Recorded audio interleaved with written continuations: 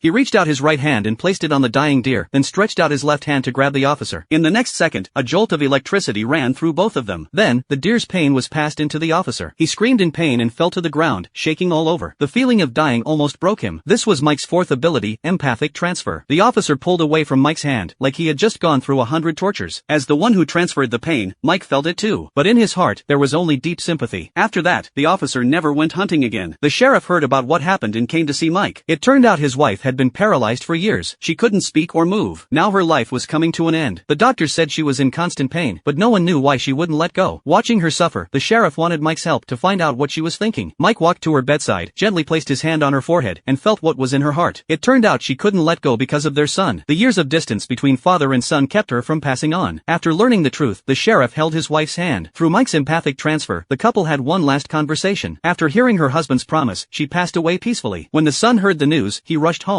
This time was different. His father gave him a warm hug. The two finally let go of the past and made peace. The touching moment reminded Mike of his own childhood. The pain inside him was something only he understood. Mike walked alone through the streets. People in town avoided him, thinking he caused the sheriff's wife's death. Only Anna believed him and wanted to be his friend. They held hands, and their hearts connected. Anna learned that Mike's father had abandoned him, and she felt his sadness and loneliness. Mike asked her if she also thought he was ugly, but Anna said he was the most beautiful person she had ever seen. Mike was completely moved by her words. They couldn't help but kiss each other. What in the name of God do you think you're doing? But that scene was seen by the girl's father. He didn't allow his daughter to be with a monster. He grabbed Mike's clothes. Anna ran over and stopped him just in time. But as soon as Anna left, Mike was grabbed by a group of bullies. They dragged him to the playground, tore off his clothes, and started bullying and humiliating him. Mike kept holding it in, but when his feelings reached the limit, the energy inside him exploded. Everyone was blasted away. The main bully wasn't breathing. Mike walked over and turned his hands into defibrillators. He pressed down a few times. Finally, the boy woke up. After what happened, Mike couldn't stay at the foster home anymore. He walked back to his old house alone. When he opened the door, everything inside had been cleared out. But he still walked down into the basement where he had lived for 18 years. When Lisa arrived, Mike was sitting quietly in the empty room. She gently comforted him and said, "When the world gets used to being dirty, being clean starts to feel like a crime." Mike, like a helpless child, cried in Lisa's arms. Then, a storm suddenly hit. Mike ran out like he had lost his mind. A bolt of lightning shot through his body. He looked like he had connected with the sky. His body slowly turned into a rainbow and disappeared from the world forever.